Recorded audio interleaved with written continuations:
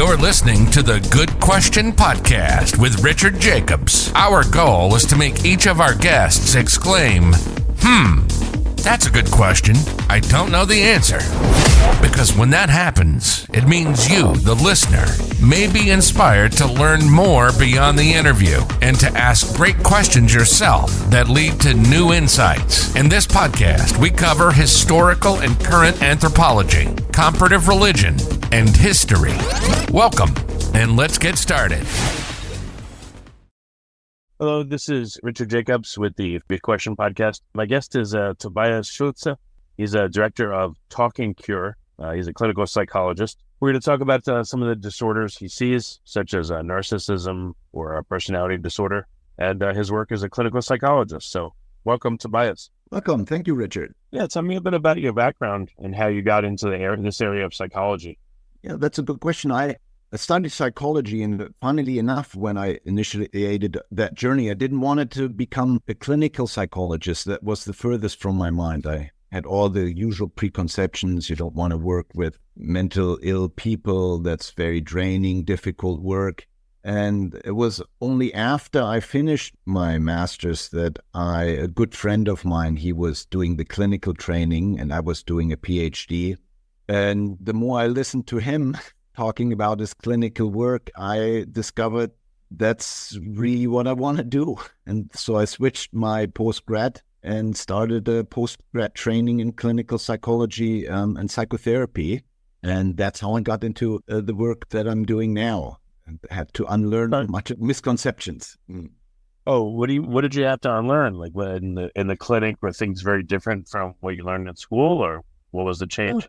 The misconceptions were right, that the work is draining, that these people are all crazy and somehow just a very negative energy. And the truth is far from it. There's a lot of, I take a lot of joy from my work and the passion that people also bring in their suffering. There's a lot of passion expressed in their suffering that sometimes gets stuck, that sometimes doesn't know where to go. And so much of the work is really working on some of these very vital themes for clients. And that, and if it goes well, is so rewarding for all involved, for the client and for the therapist, to see that somebody can really tap into their potential, tap into their vital longings and dreams. What's an example, without naming names, of course, but, of a client's story that really impacted you and you were able to help them and they were much happier after that? Well, I remember, so here in New Zealand, I worked at the DHB, and I remember one woman that came to me in her mid-early 40s, and she's struggling with depression and had struggled for much of her life, had a very difficult upbringing, quite a lot of strife in her parental home, and she came with this very depressed experience. And as we kind of started understanding that more and more, it became clear that much of that depression stemmed from a sense of that her sense of self-expression, her sense of her own desire, her own initiative, those were all stunted by her mother. She was a very critical woman. And so she really felt much of her life that she wasn't allowed to express herself in that way. And for example, she had a therapy prior to seeing me where, and she was very submissive, in that therapy, trying to do exactly what the therapist wanted. And it never got really caught that is part of her traumatic response in a way. And so the therapist felt she was doing really great. And she was just kind of telling him the things he wanted to hear, or she, I don't know. And after 5-6 sessions, the therapist really kind of said, well, look, you're doing really well, and we are done. And she told me she went into her car in the parking lot and cried, just being sad about not being able to come out of this. And so we were able. The therapist was like, I feel better. Bye. Yeah, exactly. Yeah, he's like, oh, you're doing great. And he didn't see the underlying patterns. And so that pattern of submissiveness, of not expressing herself, allowing that, and that came out in therapy. It came out, for example, she then wanted to take medication for her depression. And she was quite anxious that I was against medication. And so when I said, well, the truth is, I don't think they can help, but they're not the guarantee. But I think it's more important that you do what you think is important. And so she said, okay, I'll do. So she took that as a permission to just explore that. So she took some medication. Then later on, she realized she felt they weren't as useful as she had hoped she'd be. And then she put them off. But again, she could do that. And then she felt, might be critical of her. Like, you have to stick with it once you start something. And you can see how that parental interaction comes in, a very negative experience of a mother, right? I can't explore and try out things. And so that's what we really did in therapy. We allowed her to try out things. And she ultimately, about after a year or so, she came really to this point that she said, I'm able to express myself in my close relationships. I'm able to really voice what I'm feeling and engage in the world. And she said, it's completely it's an unbeknownst feeling to me, an unexplored terrain psychologically. And she's so content. She said, I've for the first time, I feel like an adult in my own life. And That's great. That's great. At 45, yes, it was amazing. So these are the type of situations where somebody comes into a vitality, and that's just fun to behold and to be a part of. What kind of methods do you use, like CBT? Do you use, dialectical behavioral therapy or ACT, acceptance commitment therapy, or you don't really give names to it? You just talk to people? Well, I think all of those I use, and I think Carl Jung said it quite right. He said, you want to learn all the techniques, but when you encounter another soul, you best treat them as a human.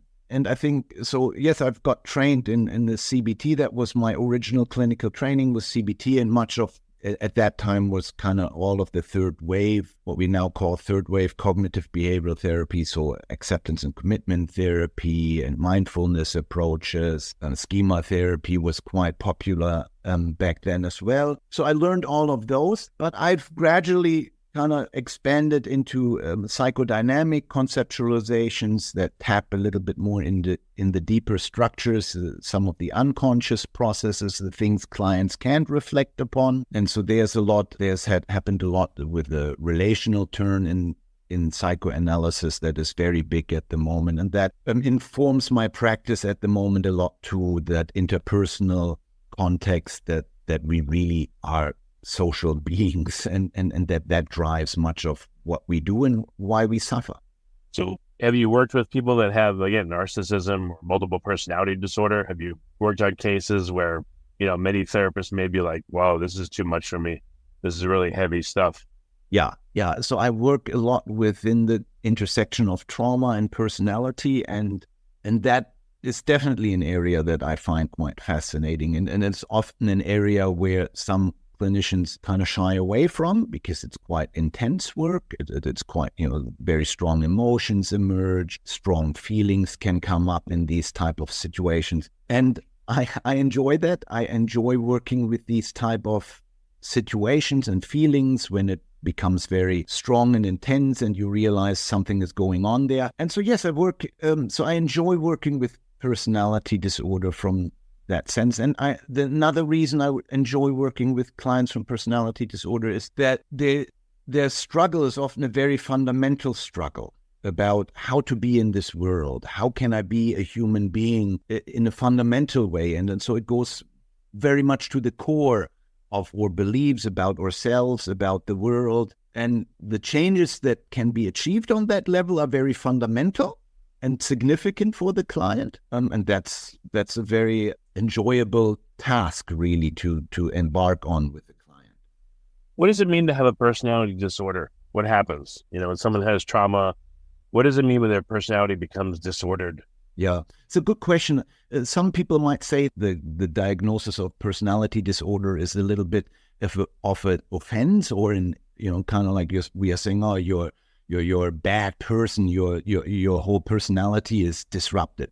And that's how it often feels if it is mishandled by the clinician too. Sometimes we clinicians use that, because what happens is personality disorder has two elements. The one element is a dysregulation of self. So how I relate within myself is dysregulated in a certain way. So that can mean the way I observe myself, so self-awareness processes, the self-regulation of emotions. So I struggle to regulate these internal processes. But other aspects of self-regulation are, for example, having realistic goals, having good self-focus in not getting distracted by other stimuli, and maintaining task-oriented. So those things are self-disturbance, what we call. So they are aspects of my internal self. And then we say other disturbance or interpersonal disruption means how I relate to others. Right. And that's the aspect that we most often see. And that's where that negative stigma of personality comes by, that we say, well, they're really difficult people to be around. But what it really means is, a better way to understand it is that I have had to find ways to be in the world and with others. So survival strategies, coping strategies, defense mechanisms, however you want to call it. But I find a way of being in my original traumatic world. And now I hold on to that in a rigid way because I still think that's the best way to relate to the world. And that brings me into conflict with people that are non-traumatic in a way, that aren't my original environment, that are interested to hear what I'm feeling. And so then I get into trouble with them because I don't know how to handle that. I get mistrustful. I act in what looks like manipulative ways. So, I mean, you don't intend this, but how, for a normal person, or I guess, I don't know, whatever word I'll use, for a person that doesn't have a personality disorder, how would they react to certain things you do? And those same things, maybe they would normally be innocuous, but someone with a personality disorder may act in an outsized way. So what are some of those things? Exactly. So, and what that really means is, if I translate that a little bit differently, we'd be saying your reaction is a response to a traumatic interpersonal event. And that makes you react in disproportionate ways. And it looks so unbelievable to the outsider. I'll give you an example from a client I had, for example. She was a nurse and she had a partner who was also a nurse. They were both on shift work, and she recalled, one day she came home from work and she had a late shift. He had a morning shift. Her partner is on the couch, just kind of relaxing, sleeping.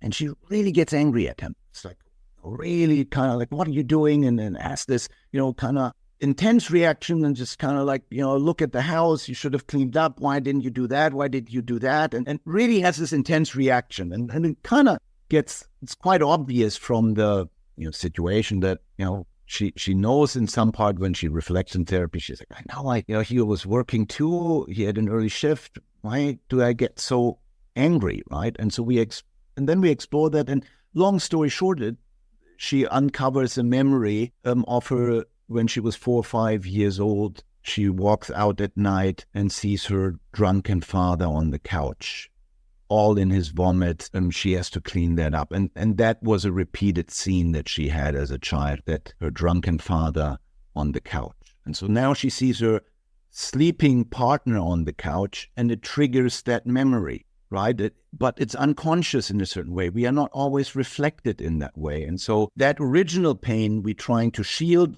from, and so we only see the here and now pain. And that's where things get often out of hand, because the partner also says, well, why aren't you, you're crazy, you're a psycho bitch, right? Those things, why can't you let me be? Rather than going, man, that's a really funny reaction. What's behind it, so to speak, right? And that's what therapy really is trying to do. So we are trying to say, there is something behind that. Well, if you're in a relationship and stuff, and your partner acts like that to you, your defense mechanism, of course, is going to kick in. You're not going to be like a psychologist, say, fascinating. Where does that reaction come from? What do you think is the underlying, part of your mind? So, and then as soon as you react to that, like if someone was yelling at me, I'm laying on the couch, I'd say, I just got off work, leave me alone. And then, so now it becomes a defensive thing. Yeah. So yeah. I would think, in therapy, sure, you can explore that, but how do you explore it in the dynamics of a relationship? What do you do? Do you give your partner a code word? And when you say the code word, they know, like, hey, maybe I'm acting in an outsized way. Like, what do you do? Yeah, that's a good question. Of course, you're absolutely right. It's much more complicated in the relationship, right? How do I live with somebody who brings these type of trauma? So the one thing I often say is, don't throw out the baby with the bathwater. If 9 out of 10 times your partner was okay about you relaxing, And, like, so if you relax and, doing other things, so then you realize, hold on, this is out of proportion. This is untypical, even for them. So there must be something more at hand here. But you don't have to, the difficult balance is you don't want to avoid the subject. That's what often also happens is, right, we kind of sweep it under the carpet. It's like, oh, you're a lovely person, whatever, that's a fluke of your personality. What happens is then we don't address the issue. We don't resolve the underlying issue, even in the relationship, if we avoid the conflict in the sense, hey, that wasn't right, what's happening, I know, but it needs to happen in that balanced way, right, where I'm not thinking you're a psychopath, but I need to be I kind of need to hold you in a space where I think you're better than what is happening, because else we are back in the trauma, right? I'm else back maybe the drunken shit-ass father who just reacts impulsively to you rather than trying to create something new. And that's the difficulty. Yeah, and that's not easy. I think also, too, the person that's doing the yelling, there's a big component of embarrassment. So asking them, hey, what's going on? Why are you so angry? Like, if you're trying to be nice and all that, the person's embarrassment, I guess, may kick in, and they're just like, nah, I don't want to talk about it. They're, I'm just guessing. But how do you, like you said, I hate to say safe space, but how do you let your partner know, first of all, that I didn't appreciate that, and that was really like mean. And second of all, like, please don't be embarrassed, but tell me, what do you think happened? Why'd you say that to me? Like, what do you do? Yeah, so I think, as you rightly say, you eventually want to address it. Sometimes we say, don't address it, don't strike when the feeling is hot. So you might want to say in that moment, right, say, hey, look, let's take a break. Let's, and you take a break and you let them calm down, you let you calm down. You basically get back to that point where you're like, are you okay? Can we talk about this, right? So you want to strike it when it's not hot. You want to relate. And then I often say, make it personal. Personal in the way is, look, I felt attacked. I felt unjustified. The reaction was, quite scary for me. And I was wondering what's going on there. So, right, you bring in yourself, but you create an atmosphere where we can talk about it, where we can reflect about it, where we can go to a place where we haven't yet been. Because trauma ultimately collapses thinking, collapses imagination, collapses reflecting. And so that implodes. And so the idea is, if we can restore it in us as a couple, in therapy, in any other way, then we have a chance to go beyond that where we've been stuck so far, right? That's the chance we want. What if, like, this exact couple, what if, the woman gave you permission to contact her partner when stuff like this happens, and to just, like, not get his side of the story, but understand how it came across to him, and then you calmly speak to her about it?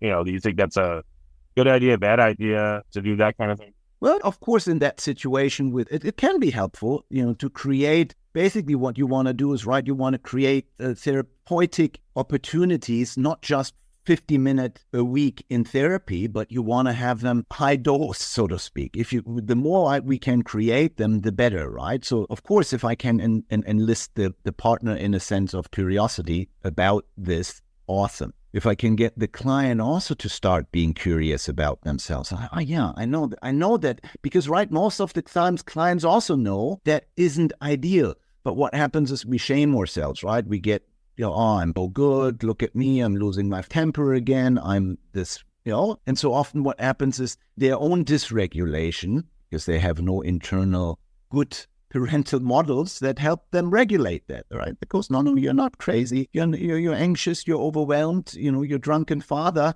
is there puking all over the floor. Of course you're all over. You're angry about that too. Your father should not be doing all of that. He should be the one that is coherent, organized, right? So often it is restoring the traumatic context. The overreaction happens there. In that fits the traumatic context. We say personality is trauma decontextualized. So when we lose the trauma out of sight, it looks like personality. Yeah. How do you not, what is a typical pattern with someone that has, like, this very high level of trauma? They may, like I said, have yell at their partner. The partner may come back in a good way or a bad way. what if the person then goes into like a self-pity mode? Like essentially you can't get them to acknowledge what happened. They'll go from like anger and self-defense to self-pity to something else and back and forth again. And there's just no way in. Like, what do you do in that situation? Some of these situations can be very difficult. And once the relationship is inflamed in that way, as you describe it, right? And that can easily happen, that this relationship is inflamed and becomes highly charged in that way. And then sometimes it really is important to take a break. Maybe sometimes as a couple, sometimes to get couple therapy involved. Again, how can we restore thinking, any sense of positivity that doesn't throw out the baby with the bathwater? And sometimes it's when a client has a lot of these type of traumatic experiences, I sometimes say it's a little bit like a sunburn. You've been exposed to too much sun in your childhood, and now you carry the sunburn around. And so if somebody touches you, it hurts as hell. So, right, you go, fuck, why are you hitting me? And you're like, I wasn't hitting you. I was just tapping you on the shoulder. Now, why are you fucking so defensive? I clearly can feel the pain, right? And you can see how that charge back and forth goes back, doesn't help the situation so you wanna, in some way, and that is important, you eventually have to cool down. And you're right, if the other person can't see that there's a sunburn on them, then there's very little leverage you have as a partner, as a therapist either, right? If they are not coming and they're not yet able to see that, it's very difficult. Well, as a therapist, I know everyone's different, but how long does it take you to get through to somebody? Like, how much trust is needed between you and the person? How much, rapport is needed before you can make headway with them? Yeah, it depends on the client's prior experience. I often say there are two major dimensions in how we relate, right? Therapy is trying to correct something, right? To help to correct and give advice, if you very simply said. But that has to be balanced with a sense of feeling connected, like you said, trust, right? And if I had very little trust and good experiences where people were loving, supportive, just genuinely happy with me, if that tank is quite empty, then trying to give direction isn't going to work, because what they first need is they need to feel connection, they need to feel loved, they need that first. And so sometimes in therapy, it means a lot of that. I had once a client for 3 months, we wouldn't say a word in therapy. You'd come every week and he would not say a word. But a lot was happening. Did he want to come to therapy? Yeah, he wanted very much. I often say, think about it. If somebody comes once a week, we are too busy to waste our time, right? Everybody's too busy. So he came once a week, punctual, and much was happening. There were lots of I often felt that, one time there was what we call transference, where we encounter transference. So I often had much of experience, like I wanted to have him lay down on the couch, put a blanket over him. These were fantasies I was having. One time, he was covering with both of his hands his face, and I was quite concerned. And I was thinking, is he okay? I could sense something wasn't right. Is he still breathing? And then it reminded of me like a mother with an infant, right? That always worries, are you still breathing? Are you okay? We check in with the infant. We go through that stage 3 months. I wouldn't say a word. And before that, we had about therapy 3-4, we had 10 months prior therapy where we did talk, but didn't do any headway. Then we had that period of 3 months not talking, basically, but lots emotional stuff happening, right? So we store up the sense of connection, right? Much of what I felt was like a mother that was fussing over an infant.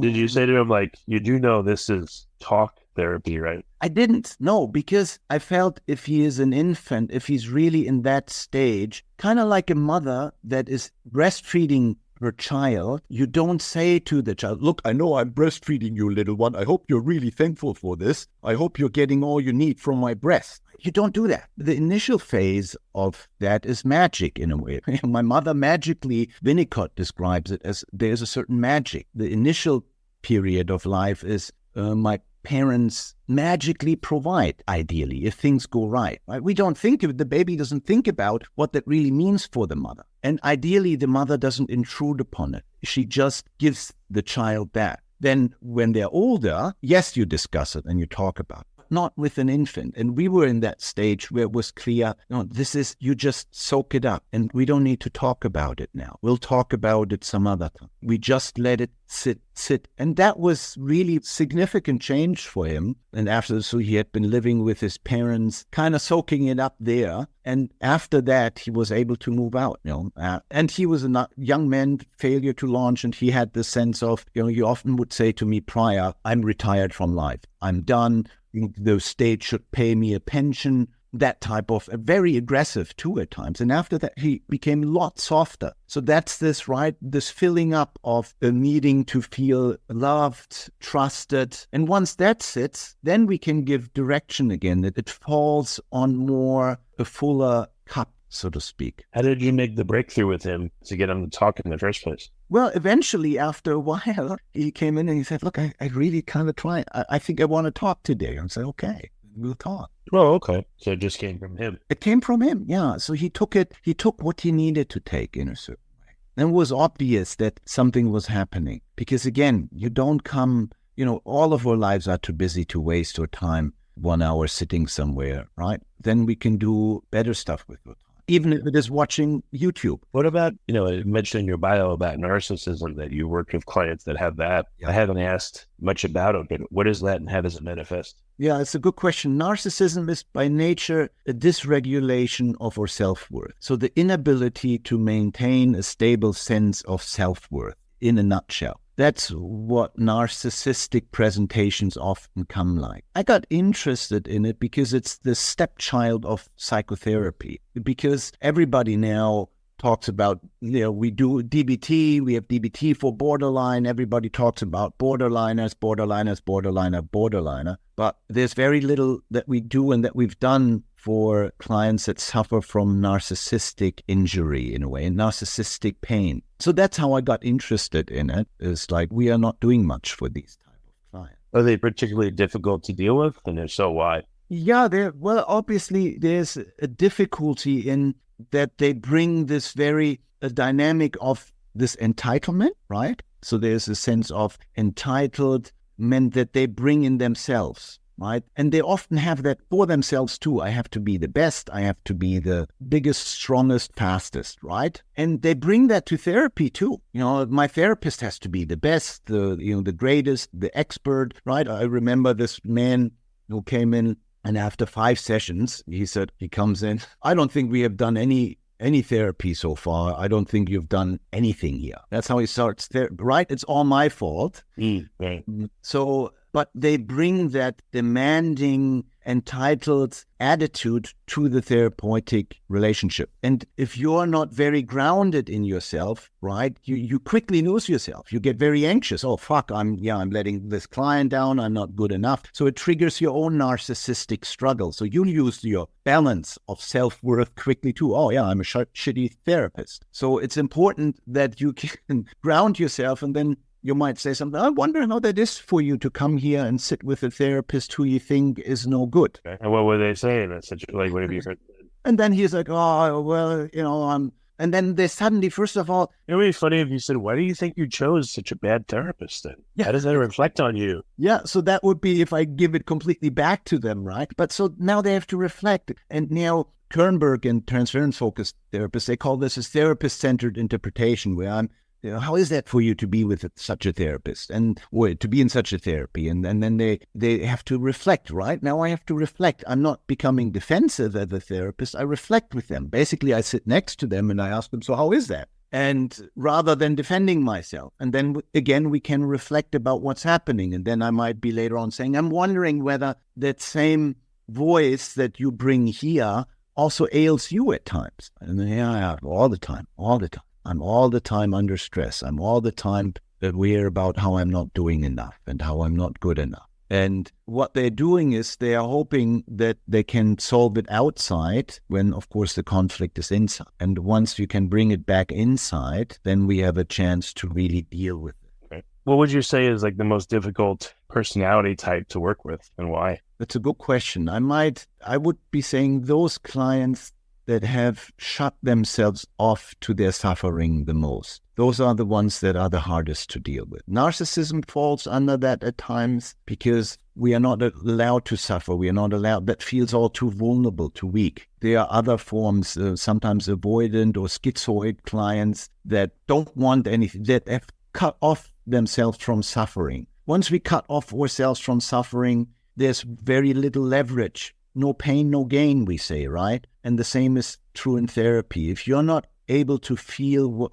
suffering and pain, then there's very little impetus to change, psychologically speaking and motivational. Why change that?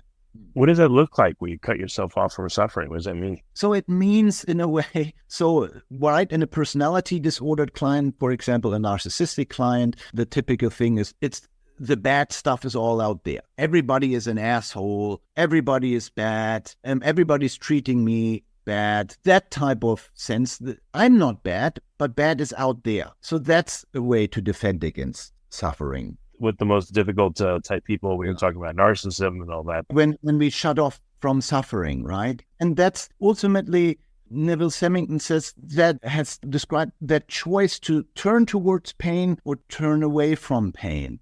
That is in its fundamental narcissistic struggle. Ack calls it emotional avoidance, but it's this, I'm turning away from pain. I don't feel like the sense of entitlement. I shouldn't be having it. I get angry. I get, the sense of one-upmanship. This shouldn't have happened to me. How dare? And while there is a valid point at times to the original traumatic context, eventually we abandon a part of this painful experience. And we know that suffering, the ability to mourn, is a narcissistic, narcissists don't mourn. They're trying to compensate for the loss, but they're not trying to come to terms with it. And the same happens if we cut off to pain, right? We cut off to this vulnerability of life. We cut off to the difficulties of life. And we know the people, right? The people who have been able to go through that, those are the people we want to hang out with because they are compassionate. They understand the complexities of life. They are the people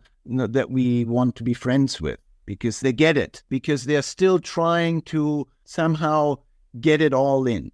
And that's where things really go astray and where it becomes very difficult. And sometimes they have to really, right, something dramatic has to happen, a significant midlife crisis, some other crisis, right? The partner finally has to leave them, something drastic that really confronts them suddenly with the cost of what they've been avoiding much of their life. And then they come to therapy. Most of the time, that's when they come. Okay. Well, very good. Tobias, where can people, for you personally, if they want to see you or get to your clinic, what areas do you serve? I'm now in New Zealand, in Napier. We do online therapy as well. So we are here in Napier. But there are many, many good clinicians out there. I often say, find a good therapist to reflect with you on your life, that helps you to turn towards the things you don't want to feel, the suffering, the pain, and take your time. It takes time. Understood. Well, very good. For people listening, that what kind of therapist should they look for? Could they look for? How do they know how to navigate, who to find? CBT or ACT, or what do you recommend for someone that doesn't know how to take that first step, but they want help? Yeah, I would be saying, they often say, right, it's the model is not so foregrounded anymore. And the research doesn't uphold that anyway, what type of model you are. But I think you need to find a person with whom you can relate and who can relate to you. And trust your guts. First 3, 4, 5 sessions, right? Get that where you feel, am I feeling hurt? Does this person relate to me on a whole person level in a way, rather than a very technical, kind of hiding behind their notepad, scribbling things down all the time or whatever things we do as therapists too that avoid us from engaging fully with you, to meet you, fully in. That's where really transformative work can happen. And when somebody really is with us in the room, and that's what we find again and again, the research on what's the main ingredient of successful therapy is the relationship relate. Okay. Well, very good. Well, Tobias, it was good to meet you and talk with you and learn from you. And thank you very much for coming on the podcast. I appreciate it. Thank you for having me. Thank you for listening to the Good Question Podcast. Please email support@thegoodquestionpodcast.com if you have any referrals to great guests for us to interview. Visit thegoodquestionpodcast.com to hear more interviews. And please help us spread the word by rating and reviewing us on Apple Podcasts, iTunes, Spotify, YouTube, or wherever you listen to this podcast.